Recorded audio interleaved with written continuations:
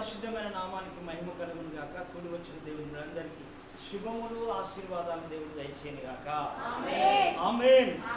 అక్కడ సంఘము క్షేమాభివృద్ధి నొందుచు సమాధానము కలిగి ఉన్నదని దేవుడు లేఖన భాగాలు తెలియజేస్తాను. అంటే వారు ఏం కలుగుతుందంటే వారికి ఎందుకనంటే సంఘము క్షేమాభివృద్ధి పొందుకొని ఏం కలిగి ఉన్నదట అంటే ఆ సమాధానం కలిగి ఉన్నదట. అంటే ప్రియదేం ద్వారా అంటే ఆత్మను పొందినప్పుడు, ప్రేమ కలిగినప్పుడు తర్వాత ఈ సమాధానం అనేది ఉంటాడు. ఎందుకు అనంటే యేసు ప్రభు ఎక్కడికి వెళ్ళినా ఆ కుటుంబానికి సమాధానం కలుగుని చెప్పమని చెప్పాడు. ఆ సమాధానం వాళ్ళు అంగీకరిస్తే వారికి సమాధానం కలుగుతుంది. ఆ సమాధానాన్ని స్వీకరించకపోతే ఆ సమాధానం తిరిగి నీతో వస్తాడు. అందుకే ప్రియదేం ద్వారా సమాధానం అనేది చాలా ప్రాముఖ్యమైనది. ప్రేమ మంచిదే, కానీ ఆ ప్రేమ ఉండాలి. తర్వాత సమాధానం కలిగి కూడా మనం జీవించాలి. ఎందుకనంటే ఈనాడు ఎక్కడ చూసినా సమాధానం లేదు, ఎక్కడ చూసినా నెమ్మది లేదు, ఎక్కడ చూసినా శాంతి లేదు. ఎందుకనంటే ప్రియదేం ద్వారా ఎందుకు అనంటే ఈ దినాల అనేక మంది సమాధానాన్ని కోల్పోతారు. అందుకే అక్కడ దేవుడట సంఘం క్షేమాభివృద్ధి నొందుచాట సమాధానం కలిగి ఉన్నదట. అంటే ప్రియదేం ద్వారా మనం ఏం కావాలంటే ఈ కడవరి దినాల్లో సమాధానం కలిగి జీవించాలి. ఎందుకనంటే అసమాధానం ఏం చేస్తుందంటే ఆ అసమాధానము అనేకుల్ని పోగొట్టుకుంటా అంటది. అసమాధానం ఏం చేస్తుందంటే అనేకుల్ని శత్రువులు తయారు చేస్తా అంటది. అసమాధానం ఏం చేస్తుందంటే అందరినీ దూరం చేసుకుంటుంది, ఒంటరి వాళ్ళని చేస్తారు. అందుకే నాడు దేవుడు ఏం చెప్పే మాట ఎందుకంటే సమాధానం కలిగి మనం జీవించాలి. ఇక్కడ సమాధానం లేకపోతే ఆ సమాధానం రాజ్యానికి మనం చేరలేము. ఇక్కడనే నీకు సమాధానం లేదు, ఇక్కడనే నీకు నెమ్మది లేదు, ఇక్కడనే మీ పొరుగు వారితో కానీ నీ స్నేహితులతో కానీ ఎందుకనంటే నీ సంఘ సావాసులతో కానీ నువ్వు ఇక్కడనే సమాధానం లేకపోతే అక్కడైనా సమాధానం ఉంటుంది.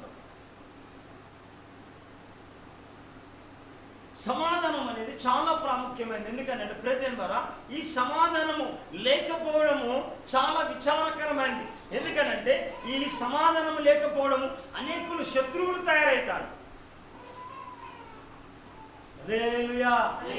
ఎందుకనంటే ఈ సమాధానం లేకపోతే ఎందుకనంటే వాళ్ళు ఎక్కడ కూడా నిలవలేరు. సమాధానం లేనప్పుడు వాళ్ళు ప్రార్థించలేరు. ఎందుకనంటే దేవునితో మొదట మనం ఏం కావాలంటే మనం సమాధాన పడాలి. ఎవరు అని అంటే దేవుడు సమాధానకర్త అయిన దేవుడు. ఎందుకనంటే నువ్వేం కావాలంటే నువ్వు సమాధానం లేకపోతే ఎందుకనంటే నువ్వు ఎక్కడ చూసినా నెమ్మది ఉండవు. వాస్తవాన్ని యువర్ టెన్షన్ అయితే అంటది, దిగులు పడతా అంటావు, కలవర పడతా అంటావు. ఎందుకనంటే ఈనాడు మనిషి జీవితంలో ఎంతో డబ్బున్నప్పటికీ కూడా మనసులో నెమ్మది లేకపోతే వేస్ట్. హల్లెలూయా. అందుకే ప్రియదేం ద్వారా అయితే దేవుడు చెప్పేది ఏంటంటే ఈనాడు అనేకుల జీవితంలో సమాధానం లేదు. అందుకే బైబిల్లో ఒక ప్రవక్త చెప్తా ఉన్నాడు. ఎందుకనంటే వాళ్ళు సమాధానం చెప్తారు అని గాయాలు కడతారు, కానీ వారి జీవితంలో ఏం చేస్తారంటే వారు పైన మాత్రమే గాయాలు కడతారట. ఎందుకు అనంటే వారికే సమాధానం లేదు. అయ్యా నువ్వు సమాధానంగా ఉన్నావు అంటే ఎట్లా? అందుకే వారి జీవితంలో ఎందుకనంటే వాళ్ళు అస్తవ్యస్తంగా జీవిస్తూ ఉన్నారు. ఇప్పుడు ఆల్రెడీ వాళ్ళు బైబిల్లో తిరుగుతారు, మనం ఏం చెప్పాలని వాళ్ళకి అన్నీ తెలుసు.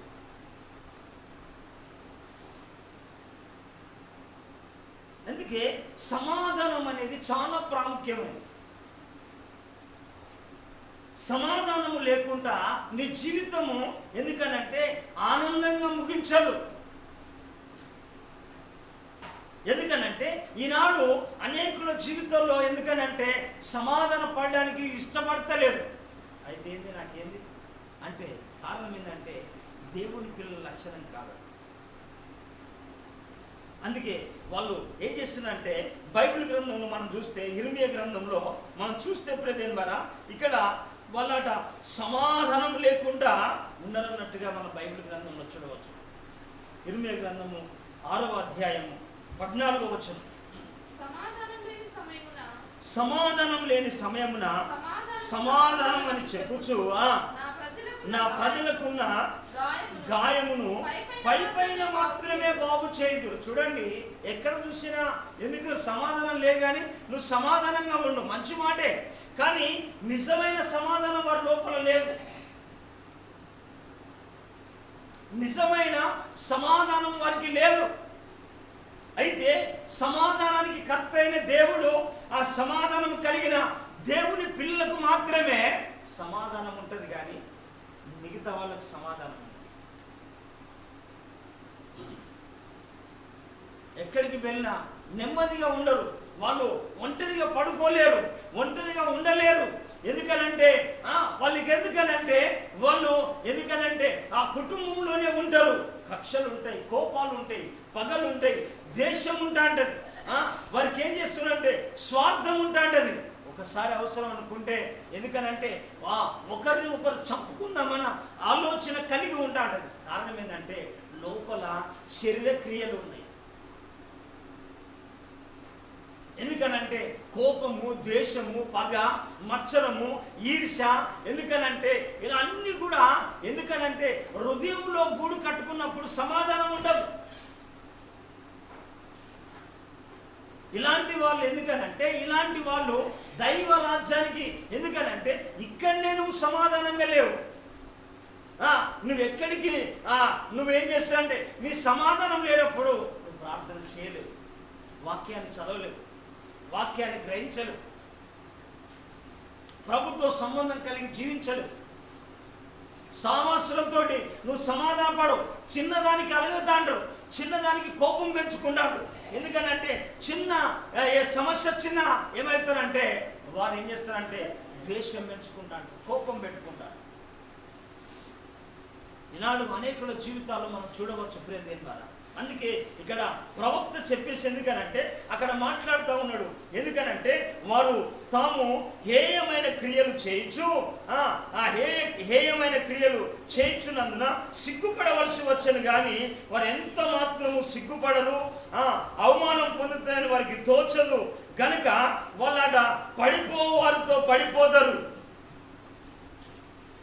ఎందుకనంటే ప్రేమ సమాధానం లేదు. ఎందుకనంటే ద పీస్ ఆఫ్ మైండ్. ఎందుకనంటే దేవుడు సమాధానానికి కర్త అయి ఉన్నాడు. నీవు దేవుని పిల్లలకు, దేవుని బిడ్డలకు, దేవుని కుమారులకు ఏం కావాలంటే సమాధానం కావాలి. ఈ సమాధానం లేకపోతే ఎందుకనంటే ఆ సమాధాన రాజ్యానికి ఎందుకనంటే సమాధాన పడాలంటే మొదట తన లోపల హృదయంలో దేవుని ప్రేమ కావాలి, దేవుని ప్రేమ కావాలి. ఎందుకనంటే ఇందాక మనం చూసినాం కదా, మొదటి యోహాను రాసిన పత్రికలో 4వ అధ్యాయంలో అక్కడ అంటాడు. ఎందుకు అక్కడ మంచి మాట తెలియపరుస్తాడు యోహాను పత్రికలో 4వ అధ్యాయంలో. అక్కడ ఏమంటాడంటే చూడండి 8వ వచనంలో అక్కడ అంటాడా, దేవుడు ప్రేమ స్వరూపి, ప్రేమ లేనివాడు దేవుణ్ణి ఎరగడు. అందుకే సమాధానం లేనివాడు కూడా దేవుణ్ణి ఎరగడు. సమాధానం లేనివాడు కూడా దేవుణ్ణి ఎరగడు ప్రేమ. ఎందుకనంటే ఈ సమాధానం అనేది చాలా ప్రాముఖ్యం. నువ్వు ఎక్కడ ఉంటే ఏం కావాలంటే సమాధానం కలగాలి. ఎందుకనంటే ఈనాడు అనేకుల జీవితాల్లో ఎందుకనంటే సరి అయిన సమాధానం లేదు. చూడండి ఎక్కడికి వెళ్ళినా ఎందుకనంటే ఒక్క ఇంట్లోనే భార్య భర్తలు ఉంటారు, మాటలు ఉండవు. తల్లిదండ్రులు ఉంటారు, పిల్లలతో మాట్లాడరు వారు. తర్వాత బంధువులు అలే ఆ ఇంట్లోనే ఉంటారు, వీరితో మాట్లాడలేరు, వీరి భోజనమే తింటారు, వీరి అన్ని కూడా ఉపయోగించుకుంటారు, కానీ మాటలు మాట్లాడరు. అందుకే ప్రేదేన్ బారా, అందుకే వాళ్ళట ఎందుకనంటే ప్రేదేన్ బారా వాళ్ళట ఎందుకు అనంటే వాళ్ళు హేయమైన క్రియలు చేసి ఎందుకనంటే వాళ్ళు ఎంత మాత్రం కూడా సిగ్గుపడవలసిన సంగతులు ఏందట, సిగ్గుపడరాట ప్రేదేన్ బారా. కాబట్టి మనం గమనించాలి. ఎందుకు అనంటే దేవుడు సమాధానానికి కర్త అయి ఉన్నాడు. హల్లెలూయా. దేవుడు సమాధానానికి కర్త అయి ఉన్నాడు. ఎందుకనంటే మిమ్మల్ని పిలిచిన వాడు నమ్మదగిన దేవుడు, ఆ సమాధానానికి కర్త అయిన దేవుడు ఏం చేస్తున్నా నువ్వేం చేస్తా అంటే నువ్వేం కావాలంటే నువ్వు సమాధాన పడాలి అని అంటే మొదట నీకు ప్రేమ ఉంటే నీ సహోదరుని కూడా ప్రేమిస్తాడు. అంటే ప్రేమిస్తూ అంటే అతనితో సమాధాన పడతా అంట. ఈ సమాధాన పడినప్పుడు ఎందుకనంటే అన్ని లోపల ఎప్పుడు కూడా ఏం చేస్తానంటే అనేకుల లోపల పగ ఉంటా ఉంటుంది. వాళ్ళు ఎప్పుడు కూడా సమాధాన పడలేదు, ఎదుటి వారిని ప్రేమించలేదు, చెడ్డ వాళ్ళని ప్రేమించలేదు. ఎందుకు అని అంటే వారితో సమాధాన పడరు. ఎందుకనంటే వారితో నాకేం సమాధానం. బైబిల్లో ఒక వ్యక్తి కూడా అంటాడు, సమాధానంగా ఉన్నావానంటే నాకేం సమాధానం అంటాడు. అందుకే ప్రియమైన వారా, వారికి ఎందుకనంటే క్షమాగుణము లేదు, క్షమించే మనసు వారికి లేదు. ఎందుకనంటే క్షమాగుణము లేదు కనుక ఎదుటి వ్యక్తితో సమాధాన పడలేదు. ఎందుకనంటే క్షమించే మనసు ఉంటేనే ఏం చేస్తాడంటే ఆ క్షమించే మనసే ఏం చేస్తాడంటే వారితో సమాధాన పడతాడు. చూడండి బైబిల్లో రోమీయులకు రాసిన పత్రిక 16వ అధ్యాయం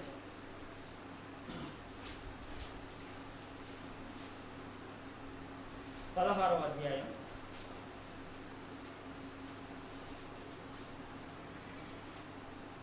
20వ వచనం. సమాధానకర్తయగు దేవుడు సాతానును మీ కాళ్ళ కింద శీఘ్రముగా చితిక తొక్కనిచ్చును. ఎందుకనంటే సమాధానము పడుతున్నావంటే సాతాను తల తొక్కబడతా ఉంటుంది. నువ్వెందుకనంటే నువ్వేం కావాలంటే నువ్వు ఎప్పుడు కూడా సమాధాన పడాలి. ఎందుకనంటే చిన్న చిన్న విషయాలకు గొడవపడి ఆ చిన్న చిన్న విషయాలకు మనస్పార్థం పెట్టుకొని చిన్న చిన్న విషయాలకు ఏదో మనసులో పెట్టుకొని నీ ఎదుటి వ్యక్తితో కానీ నీ స్నేహితులతో కానీ నీ తల్లిదండ్రులతో కానీ ఆత్మీయులతో కానీ లేకుంటే దైవజనులతో కానీ నువ్వు సమాధానం లేకుంటే ఏం సంపాదిస్తావు? పగ పెట్టుకొని ఏం చేస్తావు? పగ ఎందుకనంటే ఎందుకనంటే పగ తీర్చుట నా పని అన్నాడు దేవుడు. చాలా మందికి పగ పెట్టుకుంటా అంటారు. ఎందుకనంటే మీరు లోకంలో ఉన్న వాళ్ళు, దేవుల్లో ఉన్న వాళ్ళు కాదు. ఈ లోకంలో ఉన్న వాళ్ళు ఎప్పటికి కూడా పగ పెట్టుకుంటా అంటారు, ద్వేషం పెట్టుకుంటా ఉంటారు, మచ్చలం పెట్టుకుంటా ఉంటారు. అందుకే దేవుడు ఏం చెప్పిండంటే పగ తీర్చుకునుట నా పని. చూడండి బైబిల్లో చూడండి, అక్కడనే రోమీయులకు రాసిన పత్రిక 12వ అధ్యాయం 19వ వచనం. ప్రియులారా, మీకు మీరే పగ తీర్చుకొనక దేవుని ఉగ్రపు చోటివిడి పగ తీర్చుకునుట నా పని. చూడండి నాడు ఎందుకనంటే విడిపోవడానికి కారణం ఎందుకు అని అంటే పగ అంతరంగంలో పగ ఉంటుంది, అంతరంగంలో ద్వేషం ఉంటుంది, అంతరంగంలో కోపం ఉంటుంది, అంతరంగంలో స్వార్థం ఉంటా ఉంటుంది. బయటికి ప్రజలవాడు చెప్తా అంటాడు, తర్వాత బాగున్నావా తిన్నావా అని చెప్తాం. ఎందుకనంటే ఇది ఏం చేసిందంటే ఈ పగ ఎదుటి వ్యక్తితో సమాధాన పడదు. ఎప్పుడైతే నీ లోపల పగ ఉంటుందో నువ్వు దేవునికి సంబంధించిన వ్యక్తివి కాదు, దేవుని బిడ్డవు కాదు, అపవాది సంబంధివి.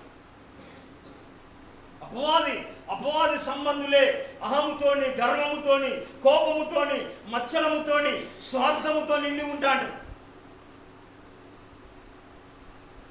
అందుకే ప్రియమైన, ఎందుకనంటే అక్కడ చెప్పేది ఏంటంటే ప్రియులారా మీకు మీరే పగ తీర్చుకున్నప్పుడు, ఎందుకనంటే దేవుని ఉగ్రతకు చోటివ్వడి పగ తీర్చుట నా పని అంటే. ప్రియమైన నువ్వేం కావాలంటే నీ దగ్గర నువ్వు ఎక్కడికి వెళ్ళినా దేవుని పిల్లలు ఎక్కడికి వెళ్ళినా సమాధానం కలగాలి. సమాధానం ఎక్కడికి వెళ్ళినా శాంతి కలగాలి, ఎక్కడికి వెళ్ళినా నెమ్మది కలగాలి. పౌలు చెప్తా ఉంటాడు కొరింథీ సంఘాన్ని, మేము తీతు రాకల వలన మేము ఆదరించబడితిమి. చూడండి బైబిల్లో 2వ కొరింథీ రాసిన పత్రిక 7వ అధ్యాయం 5వ వచనం. మేము మాసిదోనియాకు వచ్చినప్పుడు మా శరీరము ఏమాత్రమును విశ్రాంతి పొందలేదు. ఎటు పోయినను మాకు శ్రమయే కలిగెను. వెలుపల పోరాటములు, లోపల భయములు. చూడండి, ఇలాంటి పరిస్థితుల్లో ఉన్నారు. ఎందుకంటే అలాంటి పరిస్థితుల్లో వారు మాసిదోనియాకు వచ్చినప్పుడు, అలాంటి పరిస్థితుల్లో ఉన్నప్పుడట ఏం చేసిందంటే వాళ్ళట దీనులను ఆదరించే దేవుడట తీతు రాకల వల్ల మమ్మల్ని ఆదరించాను. అంటే నీ రాక, నీ నడవడిక కుటుంబానికి, అనేకులకు ఓదార్పునివ్వాలి, ఆదరణనివ్వాలి, నెమ్మదినివ్వాలి, సమాధానాన్ని ఇవ్వాలి, శాంతిపరచాలి. ఎందుకు అనంటే సమాధాన పరచువారు వారు దేవుని కుమారులు. హల్లెలూయా. ఎందుకన్నా వాళ్ళట సమాధాన పరచు వాళ్ళట ఎవరట వారు దేవుని కుమారులు అనబడతారు. ఎందుకనంటే నువ్వు సమాధాన పరిస్తే, నువ్వు సమాధాన పడితే దేవుని కుమార్తె కుమారుడు. అందుకే ఈనాడు ఎందుకనంటే ఆయన ఏం చేస్తున్నాడు, దీనులను ఆదరించే దేవుడట. దేవుడు తీతు రాకల వలన ఏం చేసాడమ్మా, రాకల వలన ఆయన మమ్మల్ని ఆదరించిండు. అంటే నువ్వేం కావాలంటే దేవుని పిల్లలు ఎక్కడికి వెళితే ప్రేమ ఉండాలి, సమాధానం ఉండాలి. యేసు ప్రభు చెప్పాడు కదా, మీరు ఏ ఇంటికి వెళితే, చూడండి అక్కడ చూడండి, మత్తయి సువార్త 10వ అధ్యాయం చూడండి.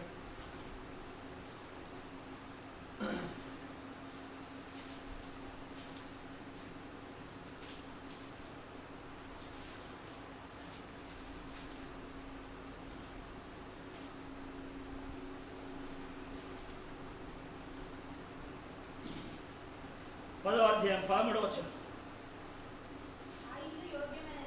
ఆ ఇల్లు యోగ్యమైనదైతే మీ సమాధానము దాని మీదకి వచ్చును.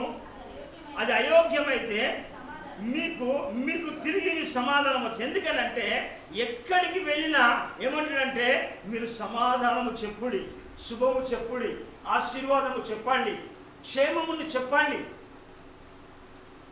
ఎందుకనంటే ప్రియదేవుని ద్వారా ఈనాడు అనేకులు కూడా డైవర్ట్స్. ఎందుకనంటే క్షమించలేకపోవడం, ఎదుటి వ్యక్తి ఏమనంటే ఓర్చుకోలేకపోవడం, ఎదుటి వ్యక్తి ఏమనంటే తగ్గించుకోకపోవడం, ఎదుటి వ్యక్తి ఏమంటే తను సహించుకోకపోవడం.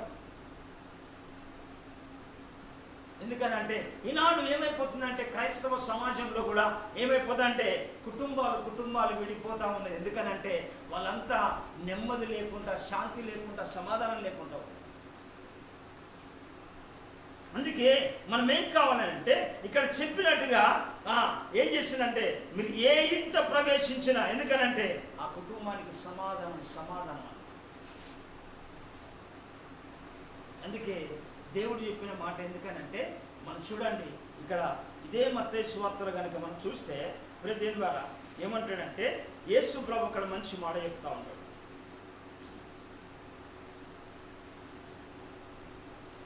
మత్తయి సువార్త 5వ అధ్యాయం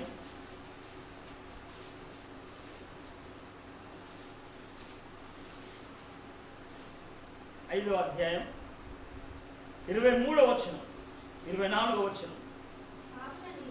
కావున నీవు బలిపీఠమునొద్ద అర్పణము అర్పించుచుండగా నీ మీద నీ సహోదరునికి విరోధం ఏమైనా కలదని అక్కడ నీకు జ్ఞాపకం వచ్చిన ఎడల అక్కడ బలిపీఠం ఎదుటనే నీ అర్పణమును విడిచిపెట్టి మొదట వెళ్ళి నీ సహోదరునితో సమాధాన పడి తర్వాత నీ అర్పణం అర్పించు. అయ్యా మేము ప్రార్థన చేస్తున్నాం, అయ్యా ఏమని ప్రార్థన చేస్తున్నావు? సమాధానం లేదా? కుటుంబంలో సమాధానం పడలేవా? భర్త ఎందుకనంటే పిల్లలతో సమాధానం లేదా? స్నేహితులతో సమాధానం లేదా? బంధువులతో సమాధానం లేదా? తల్లిదండ్రులతో సమాధానం లేదా? ఏమని ప్రార్థన చేస్తున్నావు? ఎవరు? సాక్షాత్ యేసు ప్రభు చెప్పాడు కదా. సాక్షాత్తు యేసు ప్రభు ఏం చేసినంటే నువ్వు కావునను బలిపీఠం అర్పణం అర్పించుండగా నీ సహోదరునికి విరోధం ఏమైనా కలితే, విరోధ భావం ఏమైనా ఉంటే, విరోధమైన ఆలోచనలు ఉంటే, అదేమైనా కోపం ఉంటే మొదట సమాధానపడు.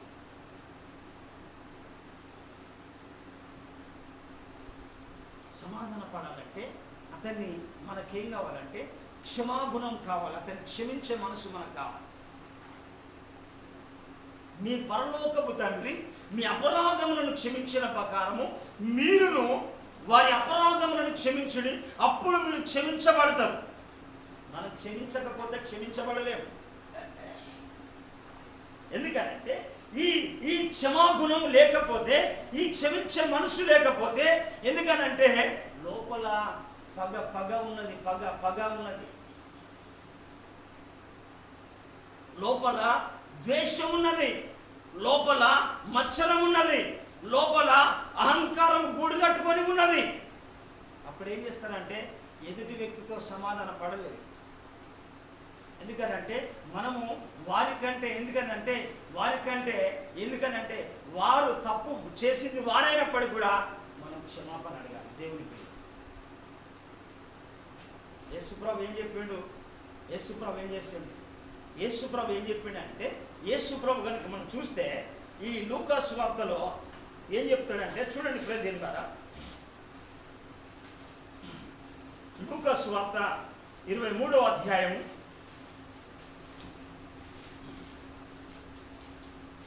34వ వచనము చూడండి. యేసు, తండ్రి వీరు ఏమి చేయుచున్నారో వీరు ఎరుగరు గనుక వీరిని క్షమించుమని చెప్పిండు.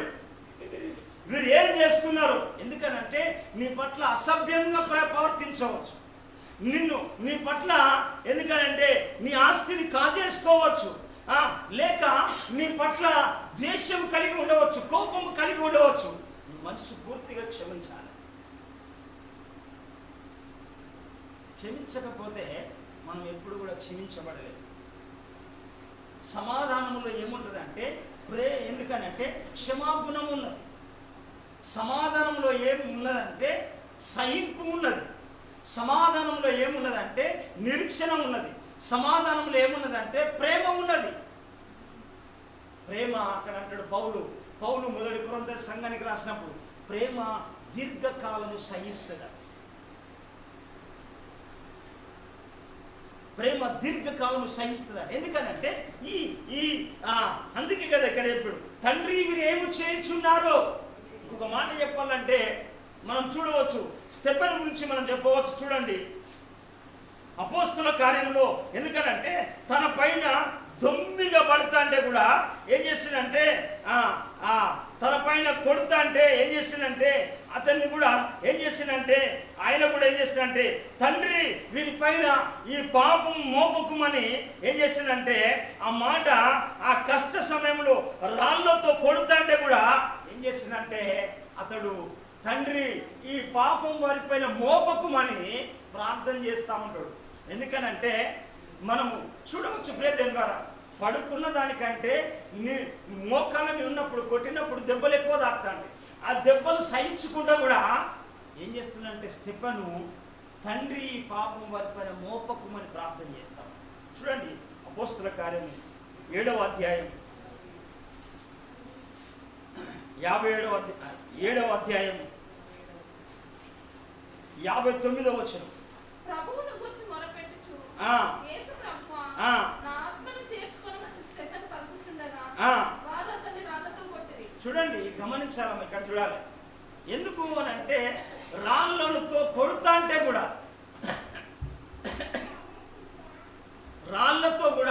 కొడుతా అంటే కూడా ఏం చేస్తున్నంటే ఏమంటున్నాడు, అతడు ప్రార్థన చేస్తా ఉన్నాడు. ఈనాడు క్రైస్తవ సమాజం ఎందుకనంటే కొంత సహించుకునే ఓపికెళ్ళి. యేసు ప్రభు ఏం చేసిందంటే సిలువలో ఎన్నో సహించాడు. మొదటగా ఆయనకి ఏం చేసిందంటే ఉమ్మి వేసి వస్త్రాలు తీసుకున్నాడు, కొరడాలతో కొట్టిండు. అయినా యేసు ప్రభు ఏమనలే, ఏమి కూడా మాట్లాడలే. ఎంత సహింపు కలిగినాడు యేసు ప్రభు, ఎంత నిరీక్షణ కలిగి ఉన్నాడు యేసు ప్రభు. అంటే కారణం ఏంటంటే ఆ సమాధానం ఆత్మ అతనిలో ఉన్నది. మనం ప్రభువు నమ్ముకున్నామంటే సరిపోదు. దేవుని సమాధానం మన పట్ల ఉండాలి, హృదయంలో ఉండాలి. ఎన్ని వచ్చినా మనం సమాధానం కోల్పోకూడదు. పరిస్థితులే రాని, ప్రళయాలే రాని, ఇబ్బందులే రాని, వ్యాధులే రాని, భయంకరమైన అప్పులే రాని, కానీ మనం ఎప్పుడు కూడా సమాధానం కోల్పోకూడదు. ద పీస్ ఆఫ్ మైండ్ కలిగి ఉండాలి. పౌలు రాస్తా ఉంటాడు. ఏమని రాస్తా ఉంటాడు? పౌలు మొదటి కొరింథీయుల పత్రిక రాస్తా ఉంటాడు. అక్కడ ఏంటంటే మీరు సమాధానంగా ఉండడానికి పిలిచాడు, సమాధానంగా ఉండడానికి పిలిచాడు. ఎందుకనంటే 7వ అధ్యాయం 14వ వచనం, మీరు సమాధానంగా ఉండడానికి దేవుడు పిలిచాడు. అంటే నీ పట్ల, దేవుని పట్ల నువ్వు అర్పణం చేసేటప్పుడు, నువ్వు ప్రార్థన చేసడానికి సమాధానం లేకుండా ప్రార్థన చేస్తేనే చెల్లదు. అక్కడ నీ అర్పణం విడిచిపెట్టి చదువునా. అది ఎన్నో వచనం? 15. చదువు. అయితే అవిశ్వాసి అయిన వాడు ఎడవాసిన ఎడవైపుచును. అట్టి సందర్భములలో సహోదరునికైనను సహోదరికైనను నిర్బంధము లేదు, సమాధానంగా ఉండుటకు దేవుడు మనల్ని పిలిచిన్నాడు. చూడండి ప్రేదేన్ బారా, ఎందుకు అనంటే ఇక్కడ స్టెఫెను కనుక చూస్తా అంటే వాళ్ళందరూ కూడా అతని పైన రాళ్లతో రుమి కొడుతుంటే కూడా ఏం చేస్తానంటే ఆయన ప్రార్థన చేస్తా ఉన్నాడు. ఏమంటున్నాడు చూడు, మోకాళ్ళ మీద అతని మోకాళ్ళని ప్రభువా వారి మీద ఈ పాపం మోపకని గొప్ప శబ్దంతో పలికి, ఈ మాట పలికి నిద్రించుండు ప్రేదేన్ బారా. ఎందుకనంటే గొప్ప శబ్దంతో. ఈనాడు కొంత సహింపు లేదు, కొంత ఓర్పు లేదు, కొంత నిరీక్షణ లేదు. ఇక్కడనే సమాధానం లేదు. దేవుని రాజ్యంలో ఎక్కడ సమాధానం ఉంటుంది? అందుకే ప్రియమైన వారా, మనము సమాధానం కలిగి మనం జీవించాలి. దేవుని రాజ్యము ఎందుకనంటే భోజనము పానము కాదు కానీ, ఎందుకనంటే అక్కడ పౌలు చెప్తా ఉంటాడు, దేవుని రాజ్యము భోజనము పానము కాదు అని అంటాడు. రోమ సంఘానికి రాస్తా ఉంటాడు. ఎందుకంటే అక్కడ వాళ్ళు కూడా అలాంటి ప్రజలే ఉన్నారు కావచ్చు. 14వ అధ్యాయంలో చూడండి, అక్కడ ఏమంటాడంటే 14వ అధ్యాయం 19వ వచనం, కాబట్టి సమాధానమును పరస్పర క్షేమాభివృద్ధి కలగజేయను వాటితోని ఆసక్తి కలిగి జీవించండి. ఎందుకనంటే అక్కడంట దేవుని రాజ్యము భోజనము పానము కాదట. ఏంటిదట చదవాలి. కాదు ఇక్కడ చూడండి 17వ వచనం, దేవుని రాజ్యము భోజనము పానము కాదు కానీ నీతియు సమాధానమును పరిశుద్ధాత్మ యందలి ఆనందమై ఉన్నది. నీ ద్వారా ఎక్కడికి వెళితే సమాధానం కలగాలి. సమాధానం లేని వారికి కూడా సమాధానం కలగాలి. తీతు ఏం చేసిందంటే వారికి ఆదరణ కలిగింది, వారికి నెమ్మది కలిగింది, వారికి ధైర్యం కలిగింది, వారికి ఉన్న సమస్యల నుంచి విడిపించబడిల్లు. మనకు కూడా ఎందుకనంటే సమాధానం కలిగి జీవించాలి. ఎందుకనంటే ఈ కడవరి దినాల్లో సమాధానం అనేది చాలా ప్రాముఖ్యమే. ఎందుకంటే ప్రియమైన ఎందుకు యేసు ప్రభు చెప్పినట్టుగా ఇక్కడ మాట మత్తయి సువార్త 5వ అధ్యాయంలో ఇక్కడ మాట చెప్తా ఉంటారు. కొండ మీద ప్రసంగంలో అన్ని విషయాలు చెప్తా ఉంటారు. సమాధాన పరచువారట అక్కడ అంటాడు. అక్కడ 5వ అధ్యాయం ఎన్నో వచ్చామ్మా? చదువు. సమాధాన పరచువారు ధన్యులు, వారు దేవుని కుమారులు అనబడతారు. ఎందుకనంటే సమాధాన పరిచేవారట దేవుని కుమారులు, దేవుని కుమార్తెలు. నాడు ఏమైపోతుందంటే సమాధానం లేదు సమాజంలో. ఎందుకనంటే సమాధానం అని చెప్తా ఉన్నారు. ఎందుకనంటే వారికి సమాధానం లేకుండా ఇతరులను సమాధానపరచడం కాదు. అందుకే సమాధానం ఏం కావాలంటే తన సహోదరుని ద్వేషించేవాడట నరహత్య చేసిన వానితో సమానం.